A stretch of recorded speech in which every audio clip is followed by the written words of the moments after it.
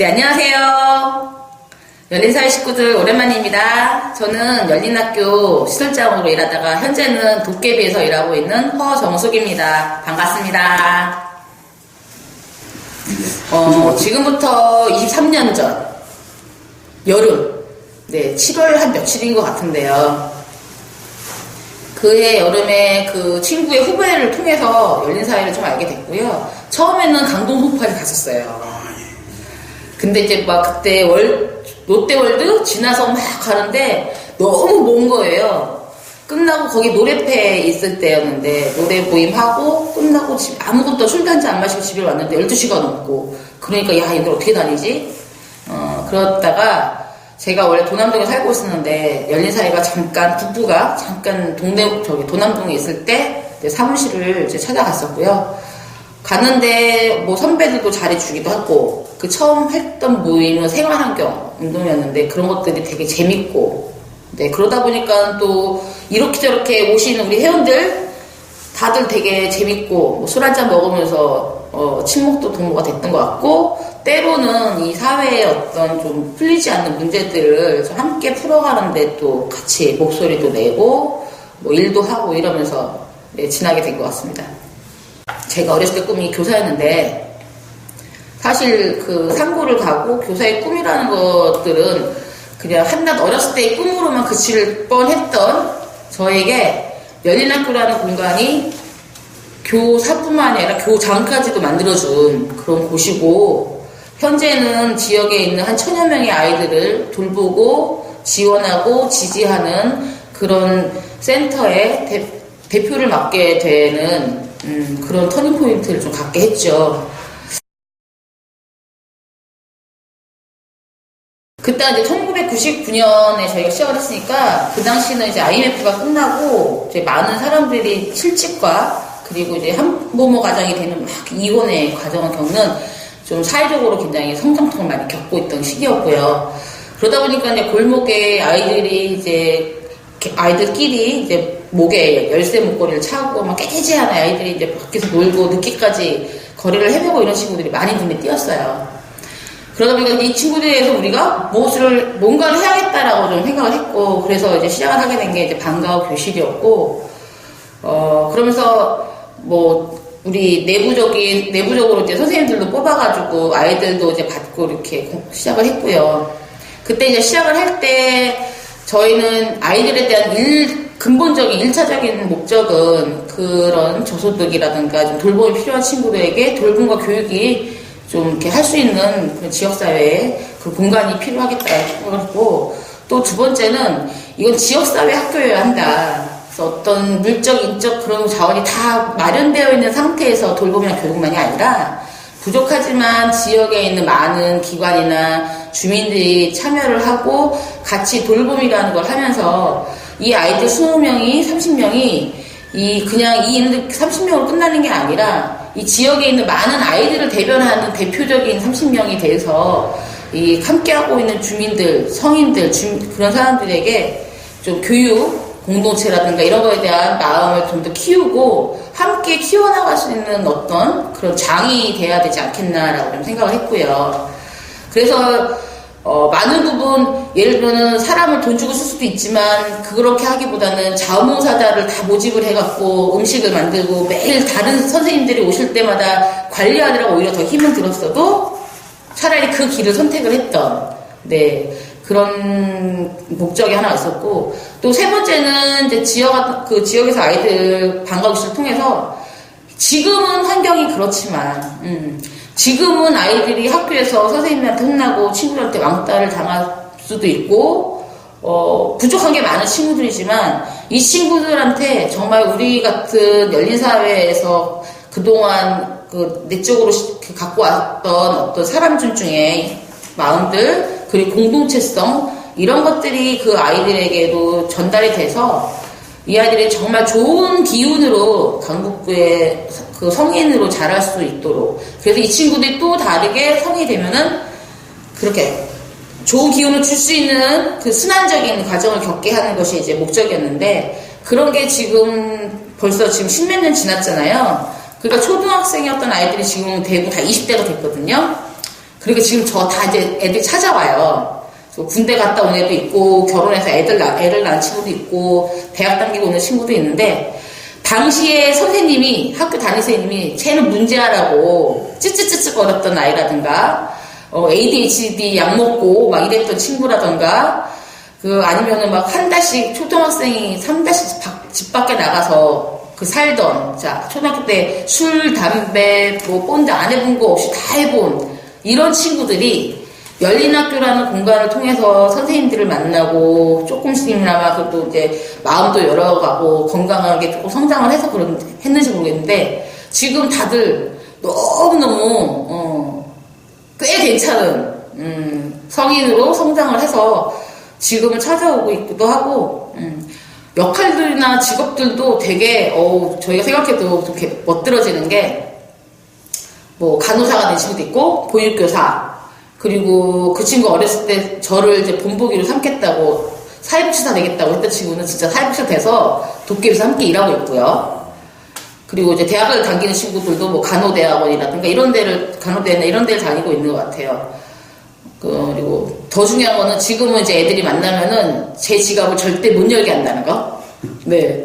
뭐 술이며 밥이며 다 이제 애들이 선생님은 가만히 이제 얻어만 드시면 된다고. 우리 자식들이 다 돌볼 거라고 이런 얘기를 하는데 그게 저희가 그런 어떤 지역사회 학교 그리고 정말 얘들한테 공동체적인 성인으로 자랄 수 있도록 하는 그런 마음으로 했던 돌봄이 다 돌아오는 거 아닌가라는 생각이 이제 와서 하죠.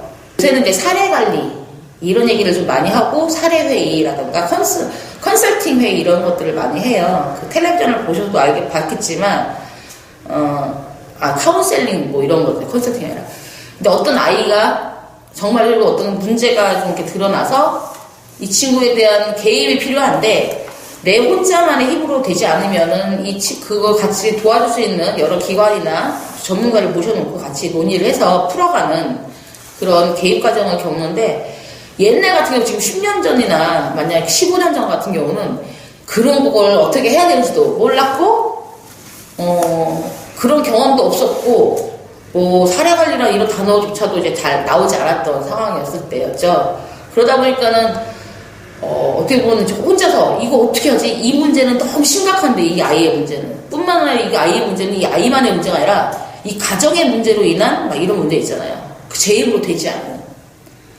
그러니까 처음에는 혼자 해보려고 하니까 그 아이랑 오히려 더 많이 부딪히고 근본적인 원인 해결이 안 된 상태에서만 자꾸 이제 껍데기만 자꾸 바뀌는 되돌아오고 그랬던 과정들이 있었던 것 같아요. 그러면서 정말 이 친구를 데리고 계속 가야 되나 뭐 이런 고민도 하고 학교에 찾아가서 학교에서의 역할도 뭐 묻기도 하고 했지만 당시에는 또 뭐 10년 전, 15년 전에는 학교에 진짜 문턱이 더 높았을 때였기 때문에 자기네 아이들은 다 보호가 된다. 니네는 누구냐? 오히려 이제 접근을 막았던 막 이런 시대였을 때 되게 그냥 그 아이의 상처는 계속 골맞다가 이제 터졌다 막 계속 이랬던 것 같아요. 근데 다행히 이제 지나는 과정에서 여러 시행착오 끝에 그거에 나 혼자만의 힘이 아니라 지역에 있는 주변 인물들이 있더라고요. 이 친구를 둘러싼 그런 주변 인물이 복지관 같은 데가 될 수도 있고 학교 담임 선생님이 될 수도 있고 뭐 교회에 있는 집사님이 될 수도 있고 그런 사람들하고 함께 모여가지고 그 문제를 이 아이의 문제를 좀 다 드러내놓고 풀어가려고 하니까 그래도 조금씩 해결이 되는 과정들을 봤죠. 네. 그러니까 근본을 흔들어 보지 않으면은 겉에만 닦아갖고서는 되지 않는다라는 걸 되게 많이 느꼈던 과정들이 있었던 것 같아요. 지금은 네트워크를 하는데 사람들을 많은 그 복지관 같은 메이저 기관들은 네트워크를 앉아서 서류로 하거든요. 행정으로 네트워크를 한다는 거죠. 어디가 어디에 있는지 만약에 정보를 딱 알면은 그 정보를 기준으로 뭘 했다고 서류만 작성을 해서 평가를 받아요. 평가 중심으로. 근데 저는 네트워크를 그냥 눈에 보이면 예를 들면은 뭐 지역에 어떤 일이 있는데 그 일이 분명히 필요한 일인 것 같으면 굳이 제가 뭐 이렇게 따지고 만약 저게 우리한테 도움이 될까? 그를 따졌다기보다는 그 모임에 내가 혹시 도움이 되면은 갔던 것 같아요. 몸이 먼저 움직였던 것 같아요. 그러다 보니까 하나 둘 지역에 있는 단체들 여러 기관들하고 사실 이제 이렇게 친해지고 네트워크에서 기본적인 거는 물론 많은 정보지만 어떤 기관이 있는지를 아는 거지만 더 필요한 거는 친해지는 것 같아요. 이 밀도가 정말 좋을수록 진정한 그 기관이 아는 기관이 몇 개 안 되더라도 차라리 그러면 더 진정한 그 협력 사업이 나올 수 있는 것 같고 그냥 겉으로만 알고 있는 정보력만 갖고 하는 네트워크에서는 실질적인 사업들은 함께 하기엔 너무 어려워. 왜냐면 자기 밖으로 챙기기 급해지거든요. 저 기관한테 기꺼이 내 걸 내놔야 되는데 못 내놓는 경우. 그러니까 내가 내 시간도 내놓고 예를 들면 뭐 때로는 우리의 그 사업 프로젝트 가운데서 뭐 어떤 것도 같이 이렇게 줄 수도 있어야 되는데 많이들 못 그러죠. 그런데 이제 상대적으로 저희가 이제 뭐 지역에서 봤을 때 열린사회나 도깨비 같은 기관이 그래도 좀 많이 열려있는 기관으로 보여져요. 사실은 2010년에 도깨비 3월에 이제 뭐 만들어졌는데, 정말 솔직히는 2010년 딱 1년만 놀려고 했었어요. 제가 1988년부터 일을 했기 때문에 너무 오랫동안 일을 하고 있어서 정말 1년만 딱 놀려고 했는데 하필이면 그때 삼성 꼼장어재단에서 오히려 역지안을 온 거죠. 네트워크를 그 지원을 하겠다 니네를. 그러다 보니까 이제 사람들이 이제 말린 거죠. 이제 야 네가 안 하면은 이게 지원이 안 들어오는데 어떡하냐. 그래서 눌러 앉게 돼서 이제 네트워크를 만들 때 사실 저는 그때 김진숙 열린사회 대표에 대한 배포를 좀 이렇게 알았는데 원래는 열린사회 안에서 부설로 이 도깨비라는 네트워크를 만들 수 있었어요. 그런데 저는 그래서 자의로 사표를 한 게 아니라 쫓겨난 거죠. 자의반 타의반? 아니 쫓겨난 거예요. 쫓겨난 겁니까? 네, 사직처를 해버렸으니까. 그 임진수 대표가 언니 따로 나가서 도깨비 만드셔 이러더라고요. 왜냐하면 좀 김진수 대표도 이 네트워크라는 부분에서 정말 그 기꺼움이라는 것들이 과연 어떨 때 나올까 다른 기관들도 라고 생각을 했을 때 열린 사회가 만들어 놓은 어떤 도깨비라는 그런 통해서 하는 아동소년 네트워크가 다른 단체들이 볼 때 얼마나 기껍고 정말 그런 마음으로 같이 협력하고 할까 좀 배 아프지 않을까 그 어느 단위의 부설이라고 봤을 땐 그러니 이제 그냥 지역 안에서 여러 기관이 함께 만들어가는 도깨비가 돼야 되지 않겠냐라고 해서 뭐 열린사회랑 우리 공부방협의회랑 뭐 교육청이랑 몇 개 기관이 컨소시엄으로 이렇게 만들어졌고 돈도 그때 처음 보증금 이런 것도 보태갖고 이제 시작을 했죠. 근데 그거 그렇게 결정하는 거 쉬운 거 아니거든요. 그래서 저는 이제 사직 처리가 돼서 제 인생의 세 번째 직장인 도깨비를 갖게 되었습니다. 네, 강북교육지원센터 도깨비는요, 도전하고 깨어나서 비상하는 아이들의 준말입니다. 그래서 강북구에서는 아이들에게 어떤 우리의 마음을 담아갖고 한 번씩 외쳐주는 게 있어요. 자, 같이 한번 외쳐주세요. 도깨비 짱! 도깨비 짱! 네. 이렇게 한 번씩 외쳐주면서 아이들에게 힘을 주는데요. 저희는 지역에 있는 아동 청소년들한테 이제 교육의 기회, 과정, 결과의 평등을 좀 주기 위한 통합적인 지원을 하고 있고요. 결국에는 그런 것들이 지역 안에서의 교육 네트워크, 교육 공동체로 갈 수 있도록 하는 어떤 중간 단계로서의 역할을 하고 있는 곳입니다. 열린사회 북부시민의 부설로 있는 열린학교 시설장은 열린학교만 잘 건사하면 돼요. 예를 들면. 그리고 뭐 열린학교 안에 있는 아이들은 선생님들이 잘 건사할 거고 저는 당시에는 지역에 있는 공부방들이 같이 함께 연대해서 이런 지역아동센터 다닐 수 있는 아이들의 그런 친구들을 위한 지원이라던가 그런 체계를 만들고자 노력하면 됐던 그런 게 있는데 사실 지금 도깨비는 저희 직원이 이제 8명이나 되고 근데 저희가 특별한 뭐 3년씩 어디서 지원이 보장되고 이런 게 아니라 매년 1년에 한 번씩 프로젝트로 연명해야 되는 그 1년살이다 보니까 언제 도깨비가 저만 남을지도 모르겠고 그쵸 1인 기업이 8 직원이 8명인데 언제 1인 기업이 될지도 모르는 이 불안한 그런 환경과 그리고 또 그만큼 또 지역에서 또 저희가 해오는 일들이 넓어질수록 더 큰 요구들이 되는 게 있잖아요. 제대로 내가 부응하고 있는 게 맞는가. 저는 개인적으로는 부처 통합으로 운영되고 있는 것은 좀 찬성을 하거든요. 사실 이제 우리 아이들에게 뭐 이렇게 좀 각기 제각각 바라보고 제각각 지원하고 하면서 어떤 경우에는 너무 이제 지원이 한쪽으로 쏠린다거나 어떻게 보면 또 한쪽에는 또 너무 이제 지원 없이 소외되는 좀 경향이 있었지 않나라고 좀 생각을 한다라면 통합을 통해서 앞으로 좀 더 좀 다각적으로 볼 수 있는 기회가 되면 좋겠다. 그렇게 잘 되면 좋은데 왜냐면 부처 통합을 통해서 지금 돌봄 네트워크를 진행을 하다 보니 그동안 만나지 못했던 기관들이 서로 만나고 있거든요. 그건 굉장히 반가운 일이거든요. 방과교실하고 학교에 있는 돌봄하고 지역도 센터하고 교육청에 있는 담당자하고 뭐 지역에 있는 기관이 같이 만나요. 예전에 이렇게 같이 못 만났단 말이에요. 왜냐하면 학교 안에 있는 그런 방과후나 이런 데들은 교육청의 공문이 아니면 움직이지 않았고 지역센터는 지역센터끼리만 움직였고 이런 게 있잖아요. 근데 지금은 어쨌든 부처 통합이라는 것 때문에 교육청의 공문으로 그런 여러 지원센터랑 돌봄교실이랑 방과교실이 같이 모이니까 서로 그 아이들을 갖고 아이들에 대한 고민을 하거나 할 때 같은 입장에서 내지는 그 아이들마다의 특성에 맞도록 배치가 좀 될 수 있지 않을까라는 기대는 하고 있는데 저는 돌봄이든 지역아동센터든 방과교실이든 그 아이들을 찾아당기는 경우 있잖아요. 좀 이해가 안 돼요. 왜 이거를 시작을 했을까요? 그러니까 그런 곳이 필요한 아이들을 위해서 시작했던 그런 기관이나 공간이 언제인가는 어느 순간에 보니까 그 아이들을 찾겠다고 아이들을 나한테 데리고 오려고 막 서로 기관끼리 싸우고 있어요. 제도끼리 싸우고 있고.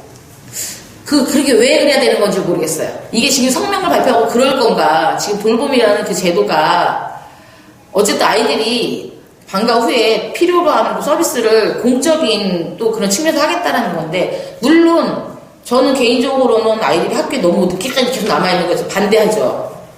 그런 거는 반대하지만 지역아동센터에 아이들이 안 올까봐 그걸 갖고 반대하는 거는 전 좀 앞뒤가 안 맞다고 해가지고 했거든요.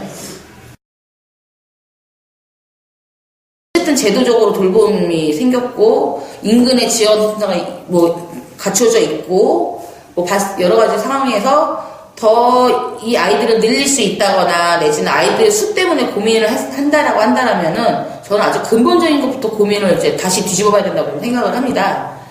예를 들면 그 지역에서 이 역할을 하고 있는 게 맞는가 고민할 수 있고요. 그럼 과감하게 동네 떠나야 되는 게 맞고요. 이 사업이 필요한데 이 동네가 아니다 저기가 더 필요하다라고 하면 가야죠.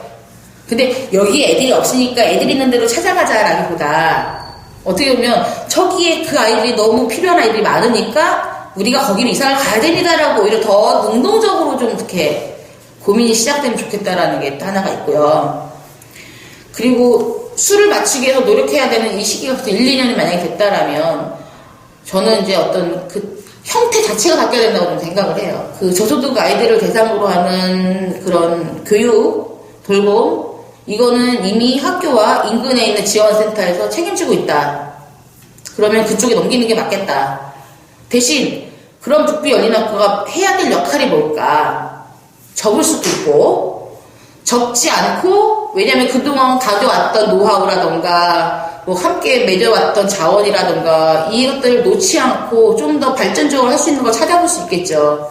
예를 들면 어떤 예전에 우리가 해왔던 프로젝트 수업을 중심으로 한 놀이학교 그런 게 될 수도 있겠고 뭔가 그런 뭐 창의력 개발 뭐 이렇게 될 수도 있고 장애와 통합이 될 수도 있고 정말 지역에서 다른 곳이 해결하지 못해서 꼭 필요한 그런 것들을 열린학교가 담당해야 된다라면 그러면 존재의 가치가 있다고 생각을 해요. 적어도 열린사회니까 우리는 좀 도전정신을 가지고 지역에서 그런 역할들을 하나씩 해나가는 그런 열린학교가 되기를 전 좀 희망하죠. 자, 우리 열린학교 선생님들 안녕하세요. 열린학교 선생님으로 있을 때가 생각해보면 가장 재밌고 신나는 건 잘 모르겠다. 재밌었고 감동 있었던 그런 시간이었던 것 같아요. 그 아이들하고 지지고 볶고, 또 이제 매번 그 행정에 뭐 애들 프로그램 짜야지, 밥 먹여야지, 뭐 다른 시설 관리해야지, 이런 여러 가지 일들을 해 나가면서, 그러면서도 우리가 감동을 갖고 일을 할 수 있었던 그 힘은 그 아이들이 조금씩 변화하고 있는 모습들을 보는 거였던 것 같아요. 지금 저 도깨비에서 일하면서 물론 아이들 많이 만나죠. 대신 너무 많이 만나니까 집중하는 아이들이 적어요. 한 몇백 명, 지역 한 1000여 명의 아이들이 만나고 있는 이런 역할을 하는 사람은 선생님들이 갖고 있는 그런 감동을 쉽게 가질 수가 없어요. 그래서 많이 외롭고, 한편으로 내가 이 일을 하는 게 맞나? 그리고 내가 정말 재밌는 건가? 이런 생각을 하게 된답니다. 그렇지만 또 이런 일이 또 누군가 또 필요하고 해서 하고 있어요. 선생님들도 지금 아이들 만나면서 느끼는 그런 감동들, 그런 것들이 5년, 10년 후에 또 다르게 또 이렇게 많은 선생님들의 역할에 또 도움이 되지 않을까 싶고요. 지치지 마시고 힘내시고, 지역사회에서 열린학교의 선생님만으로가 아니라 지역사회에서 큰 선생님, 교장 같은, 아니 뭐라고 하지? 지역사회의 그런 돌봄과 교육계를 흔들 수 있는 그런 선생님으로 크시기를 저는 기대하고 희망합니다. 그리고 우리 열린사회의 많은 실무자 여러분들, 제가 92년부터 23년 동안 열린사회에서 진짜 별짓 다 해가면서 이렇게 성장을 해가지고 올해 46이 되어서 선거에 마을 후보라는 딱지를 달고 나가기도 했죠. 많은 분들이 격려하고 지지해 주셔서 기대만큼은 아니었지만, 그럼에도 무소속 중엔 1위라는 역사적인 사명에 부응했습니다. 네, 우리 열린사회가 지금 여태까지 해왔던 이런 모습이나 이런 활동이, 근데 뭐 물론 좋기도 한데요. 저 개인적으로는 열린사회 그 핵심 일꾼은 아니다 보니까 살짝 객관적으로 봤을 때 좀 뭔가 변화와 혁신 이런 것들이 좀 필요하지 않을 땐가라는 생각을 해봅니다. 좀 재미없어요. 열린사회의 지금 활동 모습이 지금 몇 년 동안, 적어도 5, 6년 동안 변화되거나 이런 것이 없이 그냥 지역에서 각 마을 공동체 사업에 좀 주된 역할을 하거나 이끌어가는 것 정도의 수준이지, 좀 열린사회스럽다? 이런 것들이 특별하게 나타나지 않는 것을 좀 느껴요. 이번 워크숍이 계기가 돼서 2015년에는 그런 것들을 좀 더 정리하고 새로운 어떤 길이 좀 만들어지는, 그래서 각 지역사회에서 좀 본보기가 될 만한 그런 대표 단체가 되기를 바랍니다. 그러면 더 좋은 모습으로 우리 만나요.